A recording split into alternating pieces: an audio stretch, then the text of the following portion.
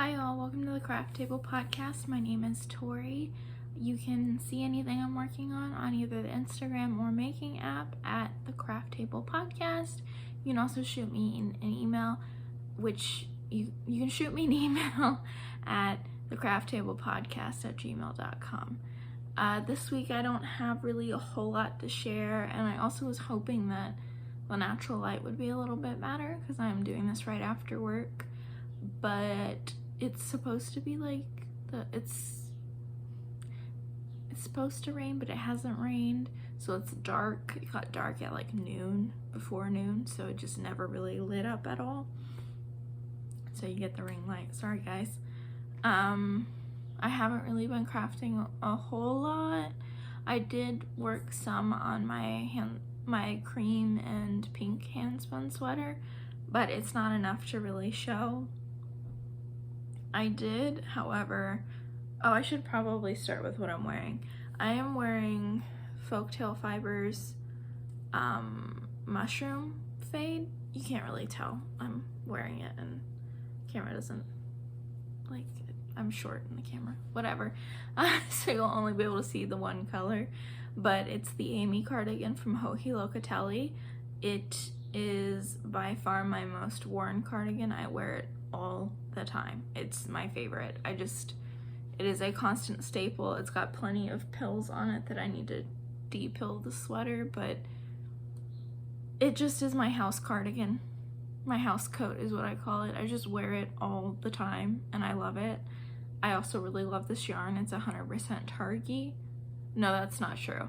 There's a small amount of nylon, but it's superwash Targi and a small amount of nylon.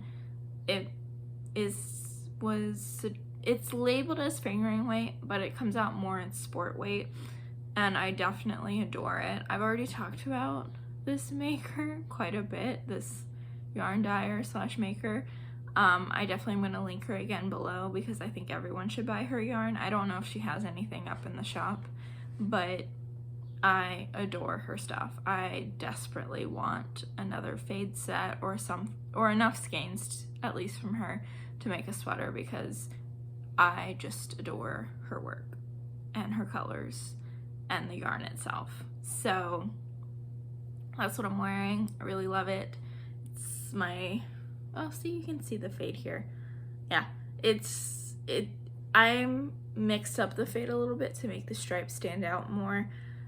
Originally it was sold in a different order, but I didn't like that order for this cardigan, so I switched it around. But I love it. It's my favorite. I was gonna say I can't leave the house without it, but honestly I never leave the house. So it just sits on the back of my chair and I pull it on when I need it.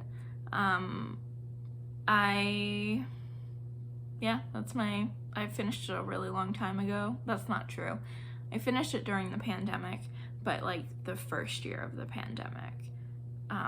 That summer I finished it because I'd started it. No, I'd actually started a different cardigan that summer, so maybe a little bit into the second year. I've definitely had it for a year and I adore it and I wear it 24/7.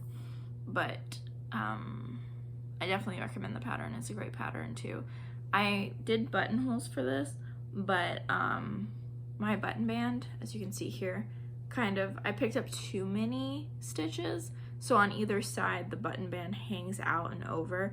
I could tear this out and fix it, but I just don't care. And I'm never gonna put buttons in it. I'm the worst. I literally did the work of buttonholes, but I'm not putting buttons on it. I don't know. Maybe one day, not now. I love it though. I wear it all the time. To get into my making though, I didn't really do a whole lot. I finished the second sleeve on the Kingston cardigan, and I also rushed to wash card and then spin up this skein of yarn. Nothing special, still the Cormo 2-ply. It's a DK to worsted weight, very floofy, soft, Maybe not as soft as like merino. Yeah, and maybe not as soft as merino, because I did leave in quite a bit. Like, there's still twigs and stuff that I pull out as I knit. The sheep, I think, really rolled into quite a bit, but that's okay, I don't mind. It's very soft. Yeah, it's soft. It's got a little bit of a grip to it, but it's not, like, gonna be unbearable against my skin, because I have pretty sensitive skin, so I'm pretty picky. But I hate merino, so I don't know what this says about me. But yeah, it was 80 grams. I filled up my bobbin and then unwound it into a cake, and I plied it from either end. So not a 2 full bobbins like I normally do. I've just been trying to get as much yarn as quickly as possible done, spun up and ready to go for this cardigan. So I've literally spun as I needed, which is not normal for me. Normally I just keep spinning until it's done. That's what I did with my cream fleece. I just spun it for like 6 months straight, and probably longer than that, frankly. And then let it sit in skeins for several months after that. And now I'm finally knitting with it. So those skeins are sitting in my basket next to me, and they're just chilling out till it's ready to take them and knit some more with them. I'll probably have leftover, frankly, just because I spun up a whole half fleece, so over 3 pounds of wool, and that's definitely more than enough for a sweater for me. I don't know how much I'll have left over, but I know I'll have leftover.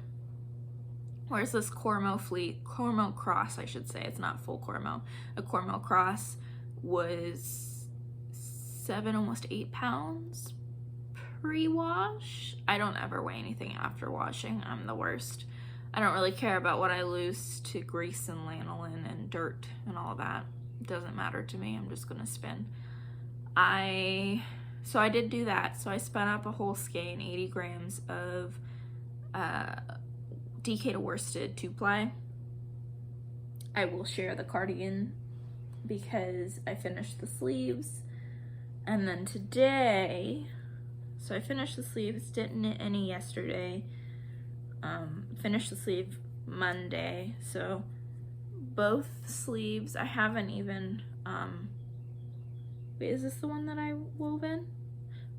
I think I wove this one in. Yeah, this one is woven in. I just haven't trimmed to the end. And then this, ooh, where is it? I don't want to pull my stitches. And then here's the second sleeve.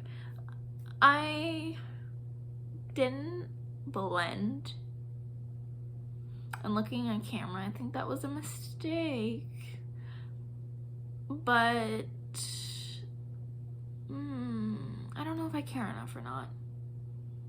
I don't think I care enough. I don't think I care enough. I still got a stitch marker in one of the Coco Knits ones. I really like them. I have the tiny circular, like the little ones for US size 6 needles down. And then I've got these circular, like, as you can see here, they've got like a little opening so you can just kind of like twirl them on. They're for crochet, and they're basically like a locking pin without the lock function. And a lot of crocheters will use it. But you can use it for knitting, clearly, as I've done, and as I did for the rest of the cardigan when I was picking up the button band. Did not weave in my ends. I have lots of ends just because I didn't do full skeins back to back. I just did a rush job of this. If I had, I don't know. I don't think I'll do this again. I don't think I will spin and knit as I go. That kind of like disrupts the flow of things. I definitely think I took away from the spinning process for me, which sucks because I really enjoy spinning. It's very soothing. So that I will not do again. I will spin until I have my quantity that I need for whatever project I'm working on. I think that's a more sound way to approach it. So yeah, as you can tell from the color, just the bands of color, didn't blend it. It's all natural, but it's varying shades, and if I cared, I would have blended it a little bit better, but I did not.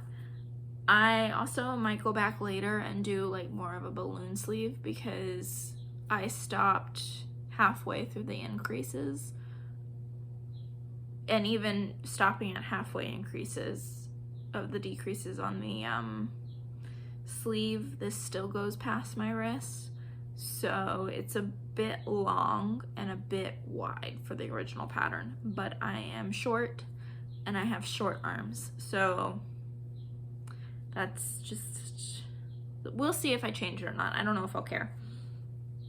I'm just trying to get this done so that I can do my survey for Taylor, who is the designer of this pattern, Taylor Owen, in case you don't know, but I've been talking about this sweater for God knows how long, so I doubt you don't know by now. I will still put her information below though, in case you're curious, because the pattern is really good. I think she did a really good job, and she really cares, and the written instructions are easy to follow. I didn't have any issues, and she's even put up a video explaining the buttonhole / I-cord bind off for the button band. So really great, love it, not mad. This is gonna be hard to share because it's like kind of all picked up, but I did today, like I said, picked up for the button band. I'm knitting right now on just starting to knit the first row from the pickup. It's a pickup and knit, but it's just picking up stitches and not really knitting. It's weird, I don't know. I never really understood that terminology because it's not actually knitting as you pick it up.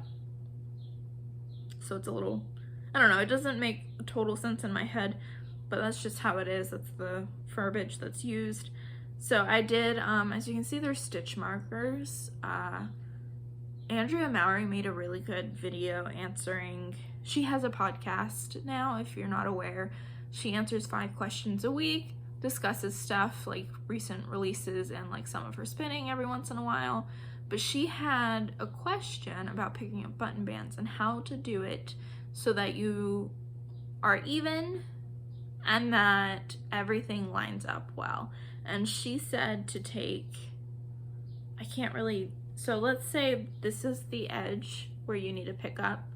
She said to just keep folding and putting little stitch markers on that fold, and do it again and put more stitch markers. I'm probably not explaining this as well as she did in her video, so I highly recommend checking her out.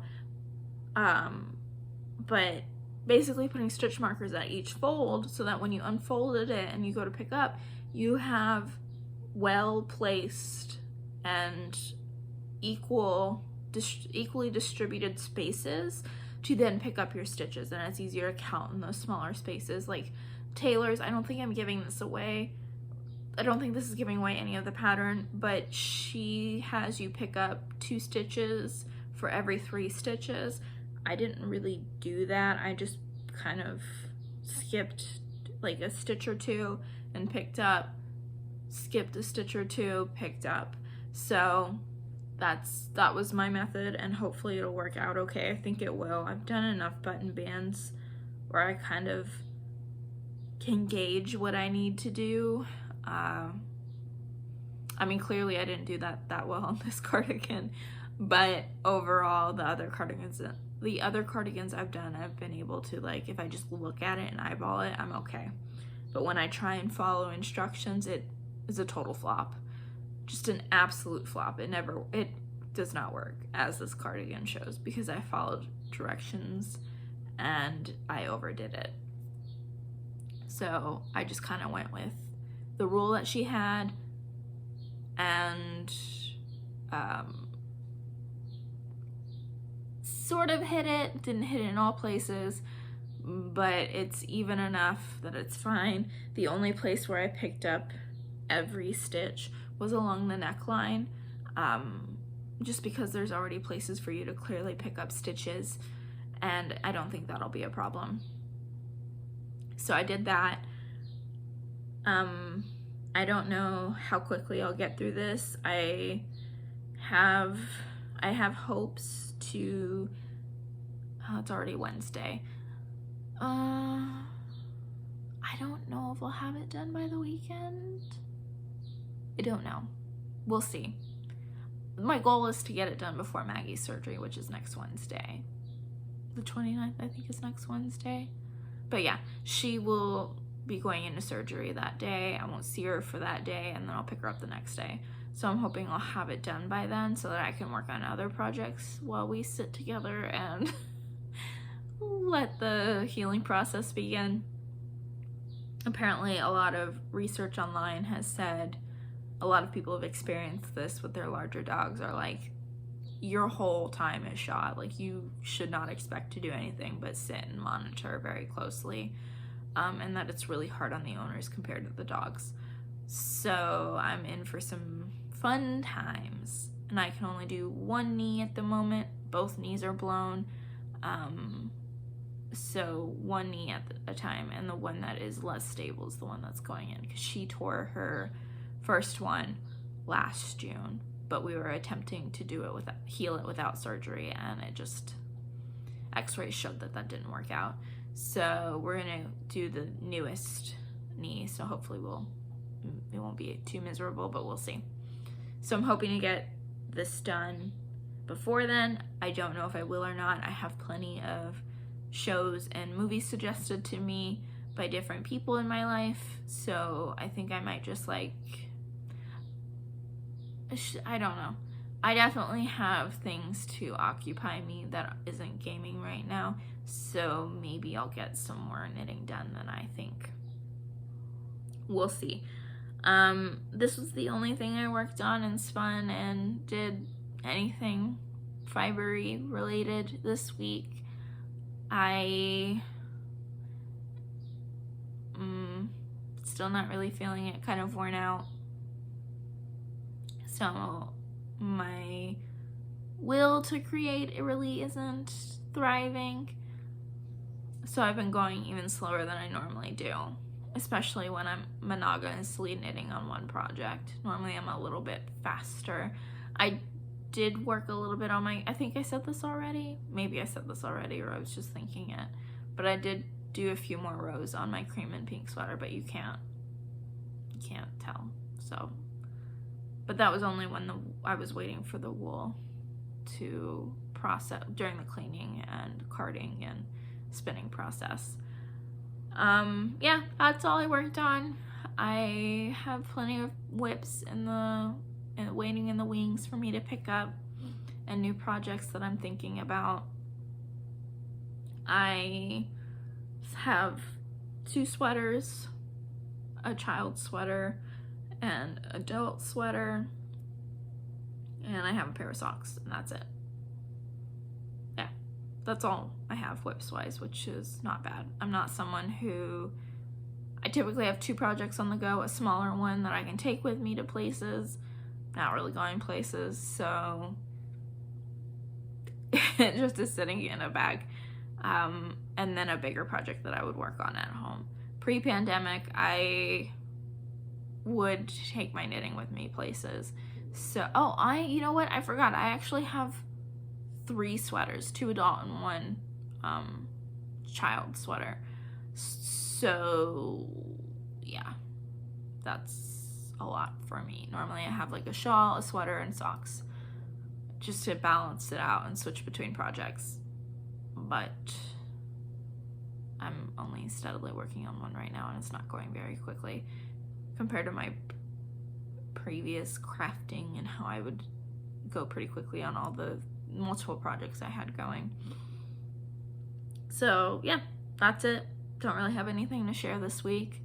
I have watched a movie and a documentary and will continue to watch more stuff. Definitely been listening to a lot of podcasts. I watched the second Suicide Squad movie. That was funny. I watched a documentary from David Farrier, who I find really fascinating. And he's got like a podcast documentary thing with the Armchair Expert crew, which I really love the Armchair Expert, but I'm also someone who has an anthropology degree, so it just tickles my brain in a good way. I don't know, would you guys like me to share what I'm watching? I don't know if my watching tastes are interesting at all, and I'm pretty limited on services at the moment, but I have plans to watch The Boys, and I've heard really good things about that, aside from like the gore and violence, but that doesn't really like faze me too much, especially in like action and superhero-ish shows, but I know that's not everyone's cup of tea. So yeah, that's what I have planned. I'm just gonna work on this tonight and watch The Boys. I'm going to try and get in some gaming as well. There's a really cute game called Fall Guys that has released on Switch today, but I have it on PlayStation, and it's also on Steam, and I think Xbox as well. I think it's on all platforms now, my understanding. I highly recommend it. I play it with a really good friend of mine, and it's just a fun multiplayer game. It's just the cutest thing, and just so simple, and like I usually die in the first round or two, and so not die, but like fail, like I don't make it to the next challenge, but my friend does, and so I just sit and watch him in it, and it's a good like cheesy little sweet game that anybody can play. I definitely highly recommend it. I feel like anybody could like jump in, even if you're not a big gamer, and enjoy it. It's really cute. Yeah, those are my plans. I am just really gearing towards the surgery with Maggie and prepping for all of that. I've bought a few things in advance. I'm clearing paths. I'm doing all the different things that I am instructed to do by the vet, and I've seen like tips and tricks from other people who've experienced this. I'll definitely be talking about it on the podcast because it'll be consuming quite a bit of my life, and I adore her, so I always talk about her. It just is what's gonna happen. So if you don't care, you can just tune out. I don't mind at all. I know dogs and things like that are not everybody's cup of tea. But yeah, if you guys want to hear about suggestions of what I'm watching or listening to, like podcast wise, I'm happy to give that. I don't listen to any small podcasts, so like they don't really need me to advertise for them, but I'm happy to talk about it and share with you all if that's something that fascinates you, just because I think it's interesting to hear what other people are listening to and consuming, and always getting extra like new things to listen to or watch. I'm always into finding out new things, especially for my interests, which is like anthropology, true crime, cults and stuff like that, religion and things like that, and cryptids. Like, I am a big fan of cryptids. Love my Bigfoots and Mothman, so I always like to share or hear from other people what they listen to or watch, just because I like to broaden my listening and watching like catalog, I guess. I don't know, just I like to hear. So if that's something that interests you, I'm happy to share. I actually consume a lot of media during the day when I'm working, just because I need something else to be going in the background. And I also consume quite a bit of media while I'm crafting, because I have to have something going on. We all need a show or something to keep us busy, keep our minds going while our hands are busy. Yeah, that's all I have this week. Sorry it's a little boring, just a lot of me talking at the camera, But if you have any suggestions for shows or movies, I'd love to hear that in the comments. Or if you have any suggestions or tips for T-Flow surgery for a dog, if you've experienced it, would not say no to that right now. Definitely concerned and trying to figure out what the best thing is for that. So that's just kind of where I'm at in life. I hope you guys have a good week, that you get to enjoy summer now that it's finally summer, and that you get to have fun this weekend. I will see you all next week. Bye.